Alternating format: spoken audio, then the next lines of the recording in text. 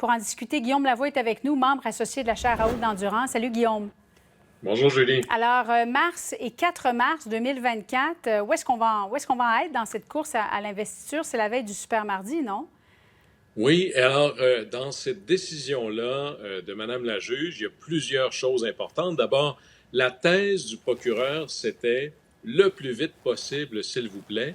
La thèse des avocats de Donald Trump, c'était évidemment, on ne peut pas parler de ça avant les élections. Ce serait d'empêcher ou d'avoir une influence indue sur l'élection. Alors, les avocats de Trump qui disent qu'il ne faudrait pas avoir une influence indue sur les élections, ils ont vraiment dit ça.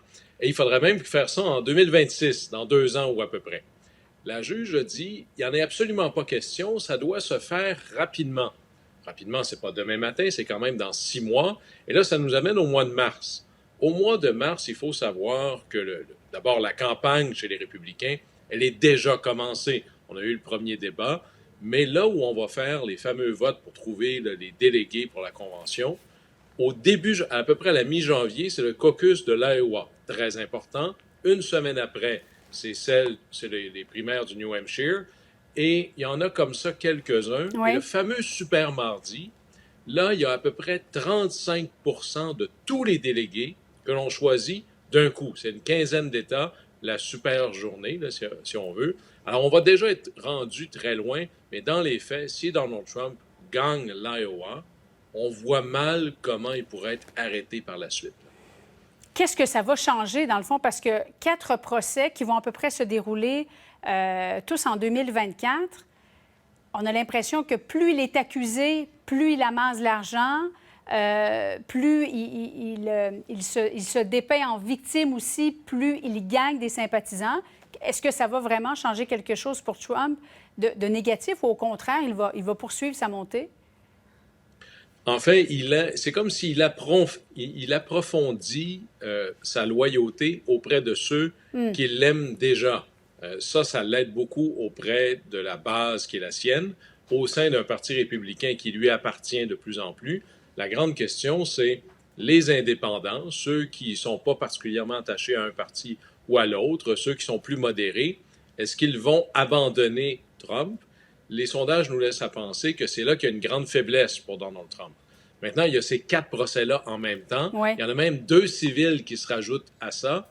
La grande question maintenant, c'est comment, je dirais, un des métiers les plus difficiles en politique américaine, ça va être celui qui va faire le calendrier pour M. Trump. Comment est-ce qu'il va réussir à faire campagne alors que la première priorité, et les juges ont été clairs, c'est d'abord les procès, la campagne ensuite. Ça va s'imposer et c'est une très mauvaise nouvelle pour ses adversaires républicains parce que c'est comme si les nouvelles sur Trump consommaient l'ensemble de l'oxygène dans la pièce. On parle pas de... Et lui n'a pas à parler de ce qu'il promettrait si jamais il était président. Au contraire, on parle de lui et si quelqu'un d'autre a quelque chose à proposer, eh bien, bonne chance pour essayer d'avoir une place au soleil. Bien, alors, quelque part, à tout le moins à court terme, ça le sert bien. bien justement, Guillaume, est-ce qu'il va vraiment y en avoir une campagne? Est-ce qu'il va proposer des idées pour les États-Unis, pour les Américains, ou il va continuer sans cesse de se dépeindre en victime en disant que tout est arrangé avec M. Biden, que dans le fond, toutes les institutions sont corrompues et que tout ça est un gros complot? Est-ce que ça va pas être ça, finalement, sa campagne, plutôt que de proposer des idées aux Américains? Mais à date, ça le sert assez bien. Oui. De se monter en victime, ça le sert assez bien parce que quelque part, ça fait écho à une colère ambiante chez nombre d'Américains qui se sentent dépossédés, qui ont l'impression que les décisions se prennent ailleurs, sans eux, contre eux. Et Donald Trump ne fait pas campagne en promesse électorale, il fait campagne en sentiment populaire. Et ça l'avait bien servi la dernière fois. Et tout le monde riait un peu en disant « Je vais construire un mur le long de la frontière du Mexique. Oui. » On s'est rendu compte que finalement, les gens ne recherchaient pas quelqu'un qui promettait quelque chose de modéré, de faisable, de simple. Les gens voulaient quelqu'un qui était un mégaphone pour leur colère. Et ça, je le vois mal changer d'une recette qui gagne pour lui jusqu'à maintenant.